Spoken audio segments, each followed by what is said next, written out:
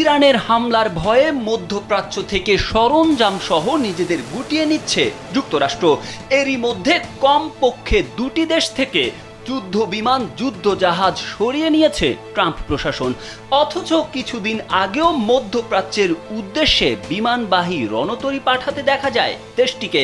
আর মার্কিন president Donald Trump তো ইরানে হামলার অনুমতি দিয়েছেন বলেও খবর প্রকাশ পায়। তাহলে কি এমন ঘটলো যে রাতারাতি পিছু হচ্ছে যুক্তরাষ্ট্র?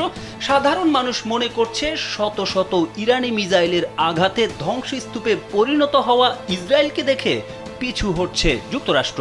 তবে বুধবার বার্তা সংস্থা রয়টার্সকে দুই মার্কিন কর্মকর্তা জানিয়েছেন, ইরান যদি হামলা চালায় তাহলে তাদের সামরিক সরঞ্জামগুলো ঝুঁকিতে পড়বে।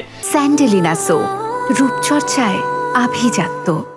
এদিকে যুক্তরাষ্ট্র এমন সময় তাদের এসব যুদ্ধযান সরিয়ে নিল যখন মার্কিন প্রেসিডেন্ট ডোনাল্ড ট্রাম্প ইরানে হামলা চালানোর ব্যাপারে পুরো বিশ্বকে অন্ধকারে রেখেছেন।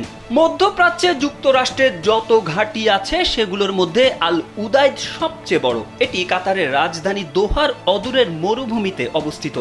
নাম গোপন রাখার শর্তে দুই মার্কিন কর্মকর্তা বলেছেন, সেনাদের নিরাপত্তার কথা ভেবে যুদ্ধ বিমান ও যুদ্ধ জাহাজ সরিয়ে নেওয়ার সিদ্ধান্ত নেওয়া হয়েছে। তবে কতগুলো বিমান ও জাহাজ সরানো হয়েছে এবং সেগুলো কোথায় নেওয়া হয়েছে এ ব্যাপারে তারা কথা বলতে রাজি হননি।